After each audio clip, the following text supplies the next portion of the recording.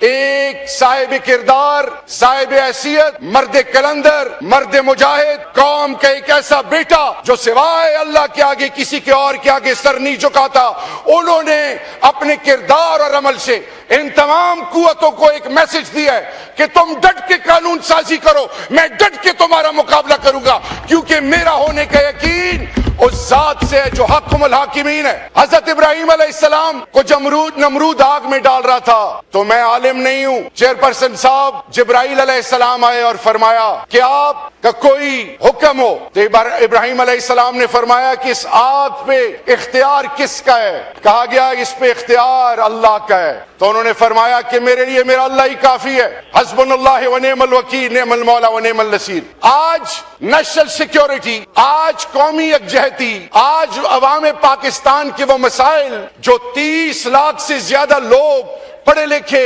کاروباری باشعور اس ملک سے جا چکے ہیں، آج جس یونیورسٹی، جس کالج، جس سکول میں چلے جائیں اس ملک کے بچے مایوس ہیں، یوتھ ڈسٹریکٹڈ ہے، ڈسلوشنڈ ہے۔ آج وہ سیاسی پارٹیاں جو اپنی سیاست کے حوالے سے اقتدار کا کھیل کھیل رہی ہیں، آج وہ اپنی بنیاد کھو چکی ہیں۔ وہ چارٹر آف ڈیموکریسی، وہ سول سپریمیسی کی باتیں کرنے والے آج راگ الاپ رہے ہیں، ہم پر تنقید کر رہے ہیں، لیکن وہ یہ بھول گئے ہیں چیئرپرسن صاحب کہ ان کی سیاست تو ختم ہے۔ کب تک فارم 47 کے ذریعے ان کو ایوانوں کا حصہ بنایا جائے گا؟ کب تک؟ جب اللہ کی پکڑ آئے گی تو یہ بہت پچھتائیں گے۔ آج بھی ان کو یہ احساس ہو جانا چاہیے کہ فرد واحد زرداری صاحب کو انہوں نے استثناء تو دے دی ہے، انہوں نے جیل بھی کاٹی تھی، اگر یہ 2 سال اور وہ کھڑے رہتے تو ان کی توقیر میں اضافہ ہوتا، لیکن انہوں نے ایسی بے توقیری کی کہ اپنے ساتھ پیپلز پارٹی کی سیاست کی بنیاد کا جنازہ نکال دیا۔ اور وہ لوگ جو اپنے آپ کو سمجھتے تھے کہ ہم ایسے نعرے اور ایسے نیریٹو بنائیں گے جس سے کیا ہوگا، ووٹ کو عزت ملے گی، اور وہ بڑی بڑی باتیں کرنے والے انہوں نے عزت سیاست کی اور جمہوریت کی اور اپنی بنیاد کی۔ کل آپ کو بھی خدا نخواستہ کوئی نہیں پوچھے گا، کو آپ کا کوئی نام بھی نہیں لے گا، اور لوگ اس وقت جو نوازے گئے وہ سر جھکاتے رہے، اور وہ لوگ جن کو چیلنج کیا گیا انہوں نے آوازیں اٹھائیں، لیکن بدقسمتی سے یہ لوگ آج سارے ایک ہو چکے ہیں۔ اور خان صاحب نے کہا تھا کہ انشاءاللہ یہ سارے ٹولے ایک ہوں گے، لیکن پھر بھی یہ مجھے شکست اس لیے نہیں دے سکیں گے کیونکہ ان کی ذاتی مفادات، ملکی مفادات، عوام پاکستان کے مفادات سے بڑھ کر ہیں، کیونکہ اپنی ذات کا سوچتے ہیں۔ آپ کبھی چیف منسٹر کو انڈرمائن کرتے ہیں، کبھی 4.5 کروڑ کے چیف منسٹر، چیف ایگزیکٹو کو اڈیالہ کے باہر ذلیل کرتے ہیں، کبھی آپ کیسی حربے استعمال کرتے ہیں۔ سیکھیں ماضی سے سیکھیں۔ ماضی اس لیے ہے کہ اللہ اگر ماضی کی اہمیت نہ ہوتی تو اللہ پاک قرآن میں ہمیں قوم عاد، قوم سمود، قوم نمرود کی مثالیں اور ان سے سیکھنے کا موقع نہ دیتا۔ پھر جب یزید کا دربار تھا اور حضرت بی بی زینب کا جو خطبہ تھا وہ کیا میسج دیتا تھا؟ وہ کس چیز کی آگاہی تھی؟ وہ اقتدار کے نشے میں دھت لوگوں کو یہ میسج تھا کہ wake up before it's too late، جاگ جاؤ۔ میں آپ سے یہ کہنا چاہوں گا کہ وقت کی ضرورت کیا ہے کہ جب انتظامیہ، مقننہ عدلیہ، جب ان کے فیصلے کوئی اور کرنا شروع کرے، جب 4th pillar of a state اس کی آنکھوں پہ اور منہ پہ پٹی باندھی جائے، اور پھر جب ملک کی مفادات پر سودے بازی ہو، تو ایسی قوموں پہ نہ اللہ کی رحمت آتی ہے، نہ ایسی قوموں کے فیصلے ان قوموں کے بنیاد کو جوڑنے کا ذریعہ بنتے ہیں۔ آئیں، ڈر کس چیز کا ہے؟ ڈر کس چیز کا ہے؟ آئیں عوام کے سامنے جاتے ہیں۔ آج اسپیکر صاحب نے کہا کہ میں نے خان صاحب کو 2 دفعہ شکست دی ہے۔ میں آج اللہ کے فضل، بڑی بات سے توبہ، پاکستان کے کسی ضلع میں ایک 25-26 سالہ جوان جس کو کوئی نہیں جانتا، اس کے علاوہ یہ جتنے قداور سیاسی شخصیتیں آئے میدان سے جاتے ہیں، ان کا مقابلہ کر کے دیکھو۔ اگر آپ کی ضمانتیں ضبط نہ ہوئی تو پھر یاد رکھنا، یہ کہہ دینا کہ واقعی تحریک انصاف، حق اور سچ قلم نہیں اٹھائی ہوئی تھی۔ میں آج یہ کہنے پہ مجبور ہوں کہ آرٹیکل 26th amendment میں 2.5-3-5 ارب روپے ایک M&A کے خریدنے کے لیے تو تھے. نیشنل فائنانس کمیشن میں جب قائد اعظم محمد علی جناح صاحب نے تمام سٹیک ہولڈرز کو آن بورڈ لیا تو انہوں نے یہ کہا تھا کہ distribution of resources will not be on the basis of population. آج کیا وجہ ہے کہ بلوچستان کا جوان مایوس ہے؟ آج کیا وجہ ہے کہ خیبر پختونخوا قبائل کے، پنجاب کے، south east north west central Punjab کا یوتھ ڈسٹریکٹڈ ہے، سندھ کا برا حال ہے، آج گلگت بلتستان، آزاد کشمیر؟ وہ کون سی ایسی وجہ ہے؟ کیا ہم ساتھ نہیں چل سکتے؟ کیا ہم سر نہیں جوڑ سکتے؟ کیا ہم سب کو ایک ساتھ نہیں ملا سکتے؟ ٹو وار فرنٹ آپ نہیں لڑ سکتے؟ ایسٹرن ویسٹرن، آپ کا دشمن جو ازلی دشمن ہے ہندوستان، افغانستان سے بیٹھ کے آپ کو ڈیسٹیبلائز کر رہا ہے. آپ جرگا جو برجنگ رول پلے کرتے ہیں اس کو انگیج کیوں نہیں کرتے؟ آپ کنسنسس کے لیے، آپ کے یہ طالبان آپ کے بلو آئیڈ تھے، آج کیا وجہ ہے؟ آپ کیپیسٹی بلڈنگ کیوں نہیں کرتے ان انسٹیٹیوشنز کی جو فور فرنٹ پہ؟ خاصدار، پولیس، لیوی، یہ وہ جوان جو اپنی جانوں کے نذرانے پیش کر رہے ہیں. چیئرپرسن صاحب انٹرسٹ نہیں ہے، درد نہیں ہے، تکلیف نہیں ہے. اور آپ نے کہا کہ پرائم منسٹر صاحب نے کھڑے ہو کے کہا کہ جی ڈائیلاگ ہونا چاہیے. اسپیکر صاحب نے بھی کہا آپ ڈائیلاگ کرنا چاہ رہے ہیں، ضرور ویلکم، ہم نے ویلکم کیا، لیکن بیرسٹر گوہر صاحب سے نہیں، پی ٹی آئی کے سٹیک ہولڈرز جو یہاں پہ ان سے نہیں، وہ تو آپ کی کسٹڈی میں. شو کریج اینڈ گریس، بات کریں ان کے ساتھ. وہ بڑے دل کا وہ مرد مجاہد قیدی نمبر 804 آپ کو ویلکم کرے گا.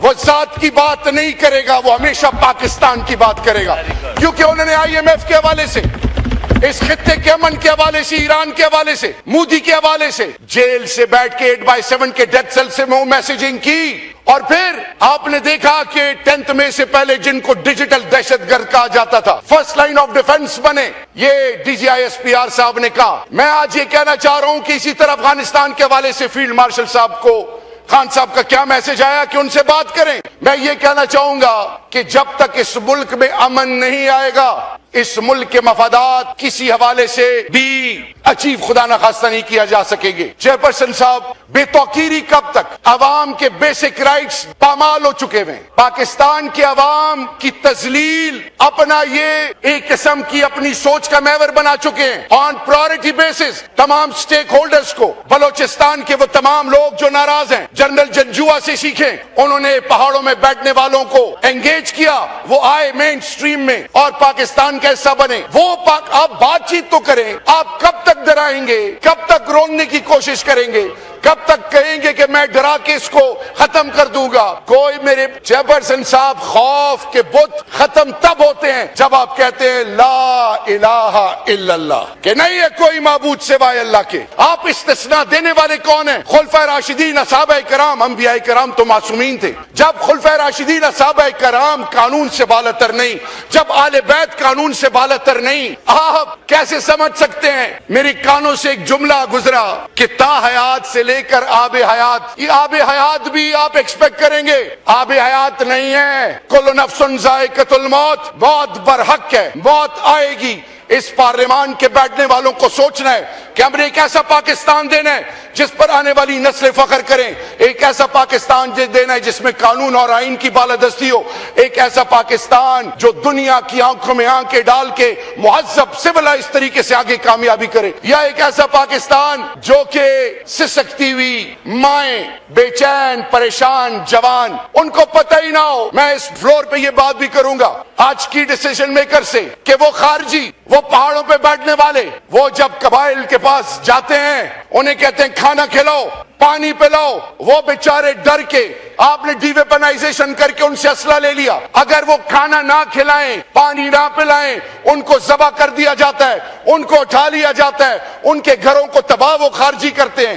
جب وہ کھانا کھلاتے ہیں، ڈر سے پانی پلاتے ہیں، آپ ان کو اٹھا کے ذلیل اور رسوا کرتے ہو. قبائل فرسٹ لائن آف ڈیفنس تھے چیئرپرسن صاحب. خدا کا واسطہ ہے، ویلیو دیم. پاکستان کے تمام سٹیک ہولڈرز کو گلے لگائیں، برجنگ رولز پلے کریں. اس قوم کو ضرورت ہے دو چیزوں کی، ایک اللہ کے فضل سے، اللہ کی بڑائی اور کبریائی کی، اور ان کے ساتھ اللہ کے محبوب کے ساتھ جو ہماری کمٹمنٹ ہے، اور دوسری اس ملک کے مسائل کا حل اور اس پارلیمان کو ایک شخص کی ضرورت ہے جس کا نام ہے عمران خان، اور پاکستان اور عمران خان اور یہ پارلیمان لازم و ملزوم ہے انشاءاللہ۔ اور یاد رکھیے ہم اللہ اور اللہ کے رسول کے ماننے والے ہیں، ہمارا ایمان اور یقین ہے چیئرپرسن صاحب کہ جب راستے بند کیے جائیں، جب ہر طرف سے اندھیرا کر دیا جائے تو پھر اللہ کی مدد آتی ہے، اللہ کی مدد ضرور آئے گی انشاءاللہ۔ یہ ہمارا ایمان اور یقین ہے۔ ہم نے اپنی ماں بہنوں بیٹیوں، اپنے یہ پارلیمنٹیرینز، یہ شاہ محمود قریشی صاحب سے لے کر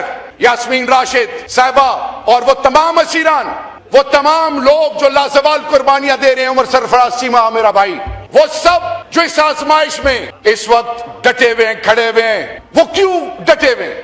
ان کو تو ذاتی کوئی فائدہ نہیں۔ کیا ان کے گھر کے اخراجات کسی خاص جگہ سے جاتے ہیں؟ نہیں، وہ اس لیے ڈٹے ہیں کہ وہ شخص جو آئین اور قانون کی بالادستی کی بات کرتا ہے وہ سچا اور کھرا ہے، وہ ذات کی بات نہیں کرتا، وہ اپنی بات نہیں کرتا، اپنی بیوی، اپنے بچوں، اپنے مفادات، آخری کنکلوڈنگ منٹ، اپنی ذات کی بات نہیں کرتا، وہ پاکستان کی اور پاکستان کی آنے والی نسلوں کی بات کرتا ہے۔ خدا کے لیے وہ جو جیلوں میں پڑے ہیں ملٹری کورٹس کے تھرو، جن کا 10 سال کی سزائیں ہوئی، وہ جو اسیران جن کا مستقبل آزمائش میں، وہ لوگ جن پر جھوٹے پرچے کیے گئے، جن کی تذلیل کی جا رہی ہے، جن کی 84 سال ماؤں کو اڈیالہ میں ذلیل کیا گیا، میں آج آپ سے بطور ایک پاکستانی یہ کہنا چاہوں گا کہ وقت رکتا نہیں ہے، لیکن یاد رکھیں زبان سے نکلی ہوئی بات اور ظلم کبھی نہیں چھپتا۔